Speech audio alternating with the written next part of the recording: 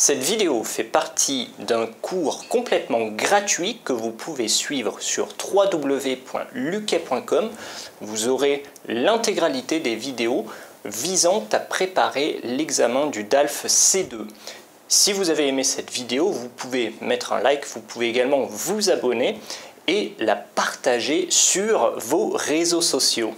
Alors dans cette vidéo, on va apprendre à écrire un article. Alors je ne vous dirai pas les phrases que vous allez mettre les unes après les autres, mais en tout cas je vais vous expliquer vraiment tout ce que vous devez savoir pour écrire un bon article qui soit bien construit.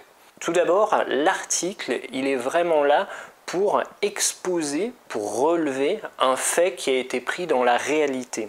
Alors ça peut être un fait, ça peut être un ensemble d'événements.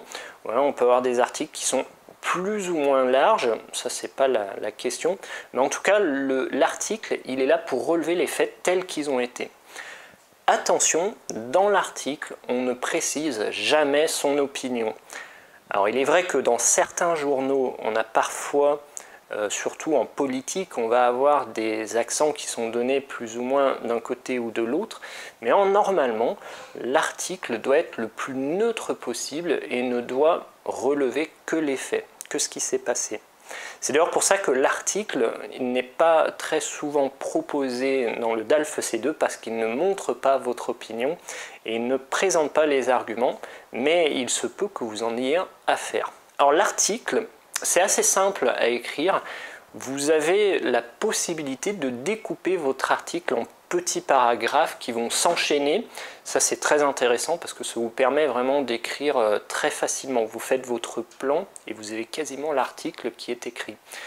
Donc l'article peut se découper entre 5 et 10 paragraphes, donc ça vous laisse vraiment le champ libre pour avoir des petites parties qui s'enchaînent.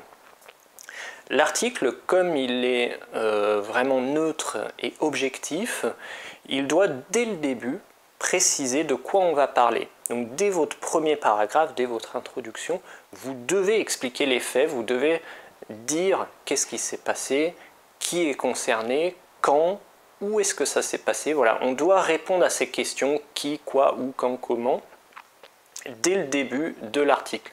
Et ensuite, on va pouvoir proposer des éléments qui ont conduit à cet événement.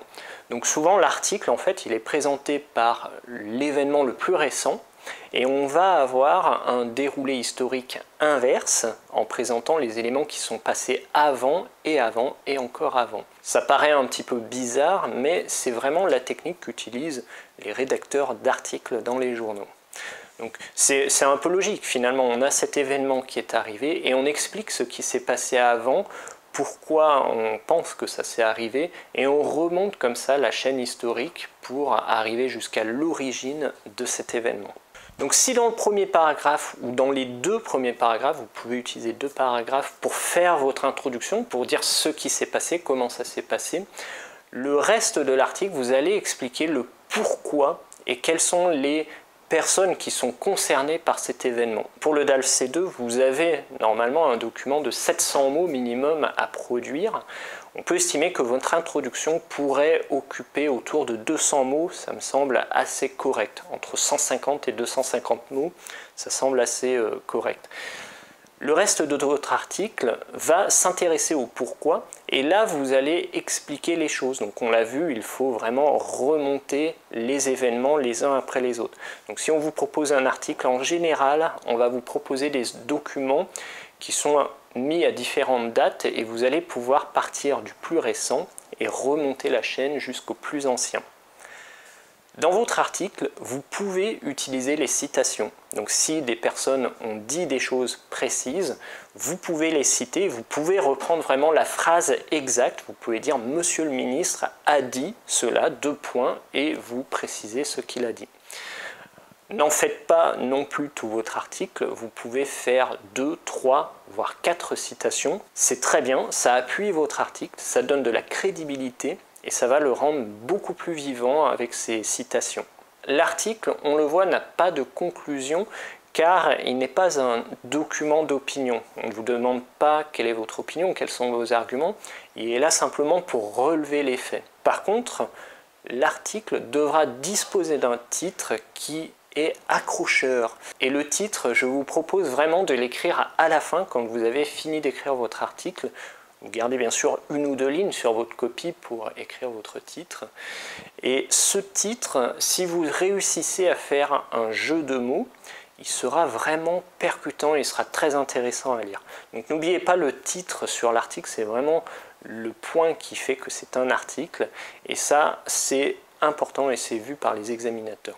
Voilà, l'article est vraiment assez simple, donc retenez bien, vous pouvez enchaîner plusieurs petits paragraphes, entre 5 et 10. Il faut que ce soit objectif, on ne vous demande pas votre opinion, vous faites des citations et surtout vous faites un titre percutant avec des jeux de mots si possible. Merci à vous.